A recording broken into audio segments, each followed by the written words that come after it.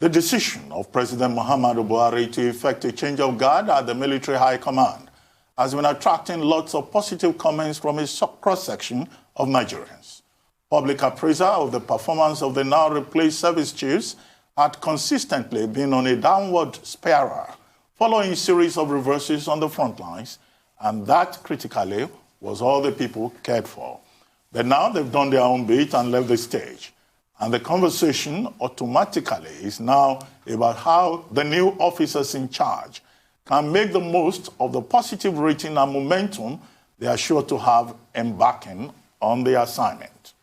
Joining us now to have a conversation around this latest development is Dr. Ona Ekhomu, President, Association of Industrial Security and Safety Operators of Nigeria, a security and intelligence expert and public policy consultant. Welcome to the program, Dr. Ekhomu. Good morning. Thank you, Dr. Ruben. Good morning to you and to the rest of the crew. Well, thank you for joining us. Very quickly, I mean, you've been on this topic for a long time. You have even written books on the subject. Now, Nigerians wanted the service chiefs change. Well, better late than never, some people say. Yesterday, the president finally took that decision, and we have a new team in place. Is it all about change of personnel, or there is a lot more that we still need to do in terms of security reform, or that notorious phrase, changing the security architecture of Nigeria? Your take, Dr. Ekhomu. Thank you, Dr. Ruben. Well, I think the personnel change is important to the extent that people drive change and people drive resources. You can measure the performance of executives, of leaders, like military leaders. Even in your intro, you mentioned that there had been quite a few reverses, and there had been complaints from Nigerians, such that it was high time a change needed to be effected. And we thank the president for making his choice. You know, in your program, you've asked me before if that's what needed to be done. And I said to you, it is up to the president, because he's the one that's hiring, and he's the one that's going to do the firing also. And but I think other than that, first of all, there are so many dynamics here. Bringing in the new service chiefs will give new impetus, new momentum to the fight against our plethora of security threats and security risks all over. I just issued a press release yesterday about the complaint, or by the alarm, really, by the governor of Nasarawa State, that Boko Haram is now operational in his state. And I'm like, are we listening? Are we hearing this? That Boko Haram is no longer just domiciled in the northeast. It's now into the north central. Of course, Boko has been there, because Boko in the form of Ansaru has been operating for a long time in Kogi State and in Kaduna State, which is in fact also northwest. Now, even the banditry you are seeing all around the country, or that's been spoken of, that's become the buzzword of the day, is a spin-off of, or it's an inspiration of Boko, because when those fighters, those Mujua fighters, and those people who come from the Sahel into the northwest and into the country found out, oh, these guys couldn't deal with Boko. They say, okay, let us set up camp here. This is a fertile ground. And of course, they found that Nigerians readily pay ransom and all that. So it's become a very good business for them, as it were. So I think what I'm saying is the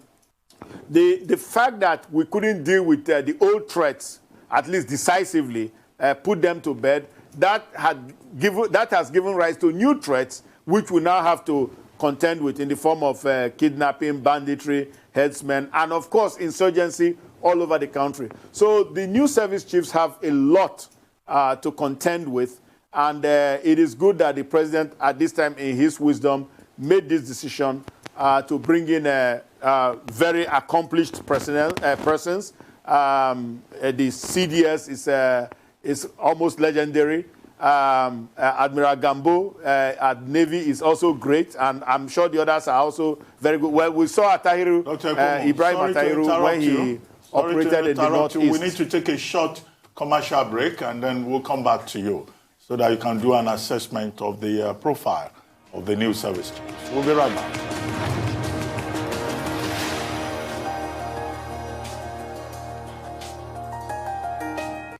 Welcome back to the morning show here on the Arise News channel. Still with us is Dr. Ona Ekhomu, President, Association of Industrial Security and Safety Operators of Nigeria. And he's been looking at the appointment of new service chiefs. Well, Dr. Ekhomu, before we went on that break, you were beginning to comment on the profile of the new service chiefs. If you may just go ahead. Thank you very much, Dr. Reuben.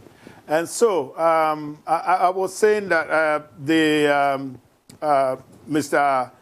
Ibrahim Atahiru, we have seen him perform in the Northeast as a commander, OPLD, that is Operation Lafia Dole. And he discharged himself very well there. So we see, I think the president probably made a very conscious pick of service chiefs at this time.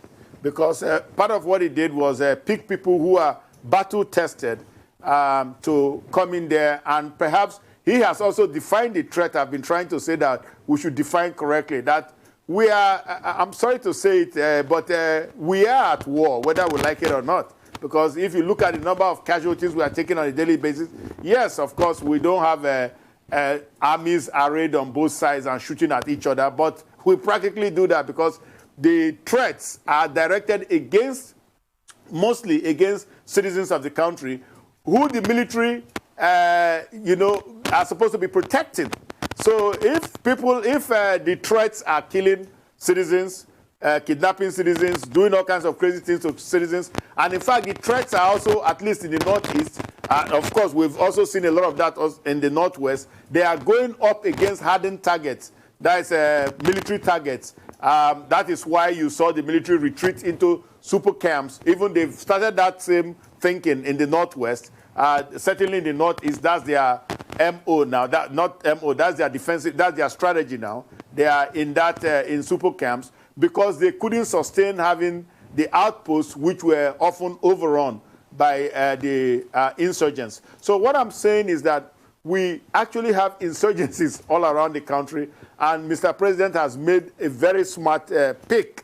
Mr. Amao, that's AVM Amao, the guy who is now the chief of air staff, headed Tactical Air Command in Makurdi, and more recently, he took over here in Lagos at NAFRIC. But at Makurdi, which is the fighting arm of the Air Force, he did a terrific job there. So I think, just to put it in Nigerian parlance, they don't try. They have done very well so far.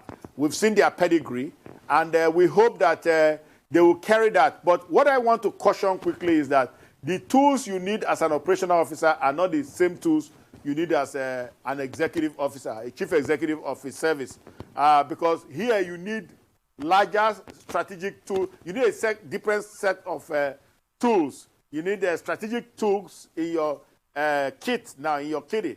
Because let's start with the problem we have in this fight against terror or whatever it is, all the insurgencies, whether you want to talk about Nigeria being, that's piracy in GOG, being the largest incident of piracy in the whole world, for goodness sake. I mean, you see that we have to look at important tools. For example, we need to look at extrapolation of threats, looking at cause and effect. We see that Boko Haram is metastasizing because it's not been put to bed, as it were. Not necessarily because of the poverty issues that have been bandied around. There are many poor people around the world, and they don't resort to insurgency. However, if you have a situation where people are enabling an insurgency, the insurgents are able to recruit from the local population, you are not able to harvest intelligence from the from the population because they cannot trust you. You don't have intelligence assets within those communities that are being terrorized. Then you are fighting blind, as it were. So that's what needs to change, and that's what the new chiefs have to focus on. We have something we call threat vulnerability integration. You have to look at what is the threat out there, what are the vulnerabilities that exist, okay, and then what are the tools you need to mitigate those threats. And you know, that is a whole new area, or not new, that's a whole large area of intellectual, of thinking, of problem solving. This is our problem here. We often go to a problem with a solution, but we've not thought through the solution properly. So what we call that intuitive thinking. That's, yeah. Okay. All right. Two questions here. I mean, excellent profiles the new service chiefs have. But a story resonating more than the news of the change of guard is that the current chief of army staff was sacked as a theater commander by the erstwhile chief of army staff.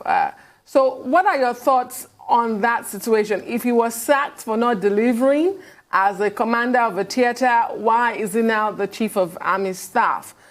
Secondly, what are the likely implications of this change of guard on the morale, on the mood of the rank and cadre of the Nigerian military? Is this likely to translate to a change in the mood and the morale, as has been reportedly has been widely reported that has been low in recent times?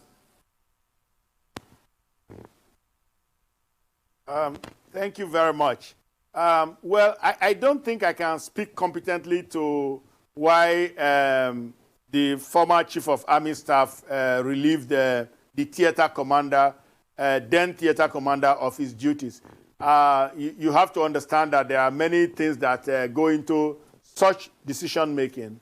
You know, and I don't want to litigate that unless we look at it fully and then analyze the factors that were involved. But no reasons were really given at the time. Perhaps they just wanted to change personnel. Now, if Mr. President, who is in charge of the security of the entire nation, in his wisdom says, well, I want Mr. Atahiru to go in there and serve as my chief of army staff, then so be it. I think the president has good reason for doing that. But what I was saying about him was that he's a battle-tested commander. That's the point I was making there. And more recently was GOC 82 Div.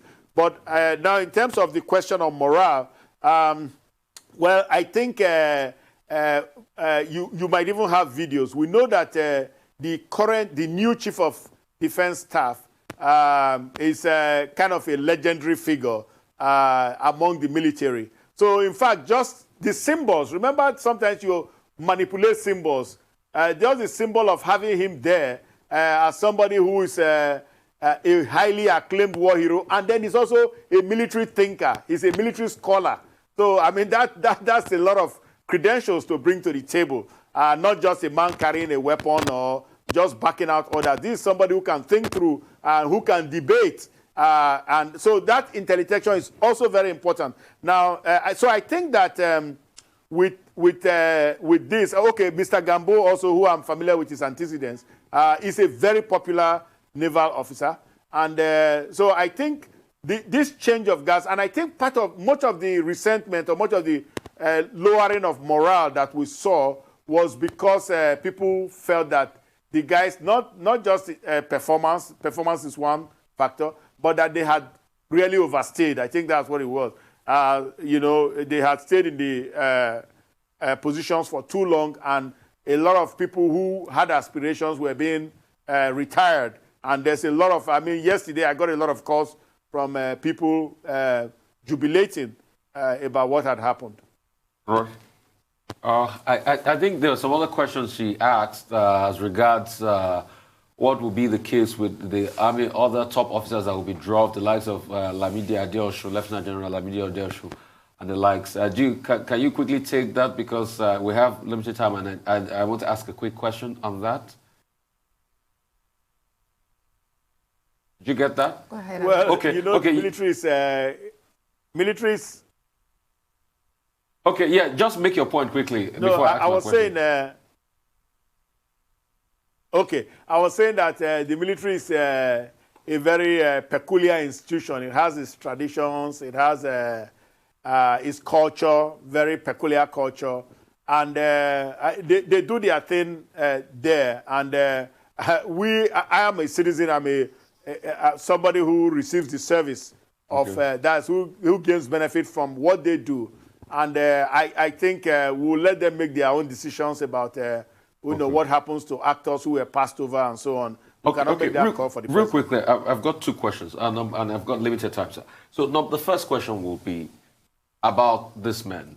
The antecedents of the defense, the chief of defense staff. In fact, he was the one that first talked about the Rana incident before the media picked it up, and a lot of people are commending for that.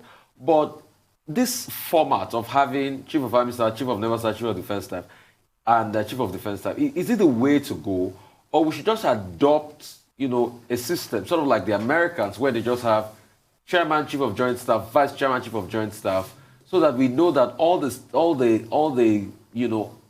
army, the navy, and all the other vice forces are coordinated under one coordinator, because there have been incidents of disparities between chief of defense staff and chief of army staff. Everybody trying to be a god in its own right, in its own category. But shouldn't we just have a chief of joint staff and a vice chief of joint staff across all the military paraphernalia? Mr. Oseni, I think it's probably the same thing, it's just different nomenclature. The CDS is, the position of CDS is supposed to be like, it's a tri-service position. It covers all three services. And it's supposed to be perhaps even like a supervisory in a loose way of the other of the services, of the three services, because it's a tri-service position. Now, there are many tri-service things that happen that are not in the purview of citizens like you and I. For example, let's look at one. A lot of these operations you see, OPLD, OPSH, they are all tri-service. And then a lot of the institutions you see also are tri-service. So there are so many tri-service items that fall under the schedule of the CDS. So the office of the CDS is actually a very powerful one. Now, it depends on the incumbent in terms of his ability, because, of course, the service chiefs, that is the three service chiefs, they have their own individual powers also, particularly in terms of appointment and transfer or whatever of their men. However, having said that, I think it depends on the savvy of the CDS in terms of removing all this silo mentality that has become the kind of the hallmark of the military in Nigeria. So I am expecting General Irabo to look at how he's going to weld the three services into one lean, mean fighting force. And one force, not three forces. It's just three arms of the same force. One lean, mean fighting force that will deliver, security services to Nigerians. And it goes back again to the thinking, like I said. That's where it starts. Well, Dr. Ekhomu, we're going to take a short commercial break, but before we do, questions have been raised about religion and ethnicity. Some groups have said, including Afenifere, that why is it that there's nobody from the Southeast in the list of new service chiefs? Is that a big issue? The question has also been raised that all the four service chiefs, the chief of defense staff and the three service chiefs, that they are all Muslims. In fact, there is a story circulating that Major General Lucky Irabo is actually a Muslim. Some people say, oh, he even built a mosque in his community and that is married to a northerner. Should these be the issues? What should be the focus, the real expectations? We'll take a short break. When we return, Dr. Ekhomu, then you can comment on that. We'll be right back.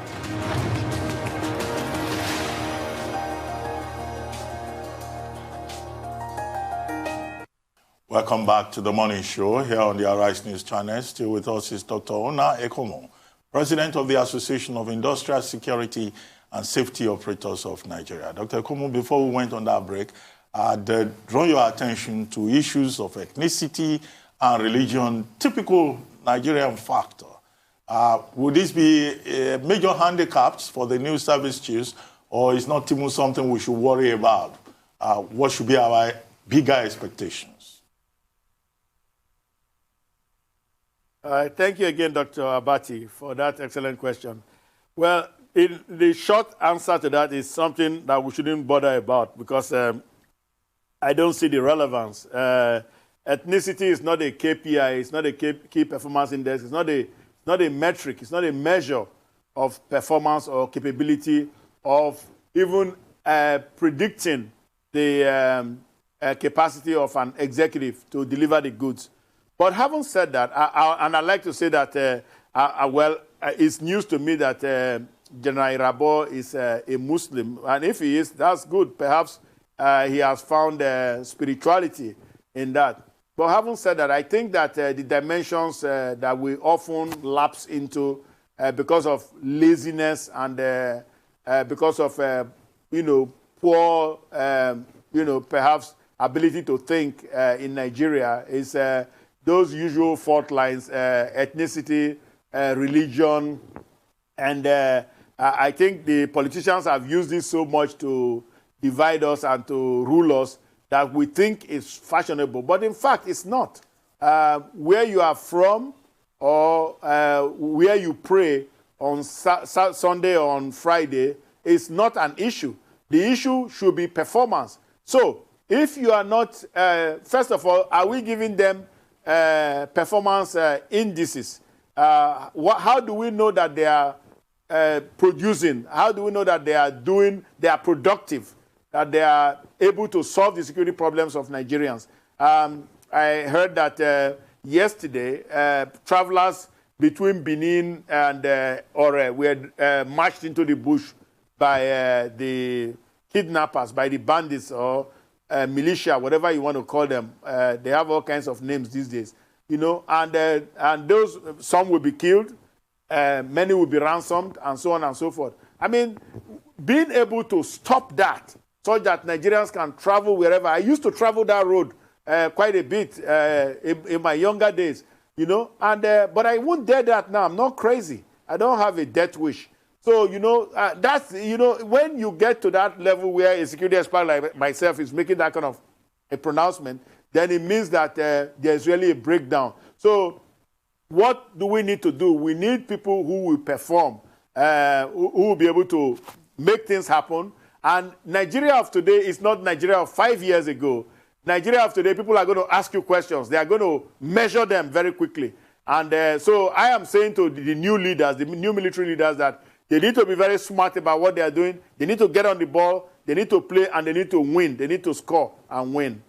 Well, thank you very much, Dr. Ona Ekhomu, for joining us and for your insights. Thank you very much indeed.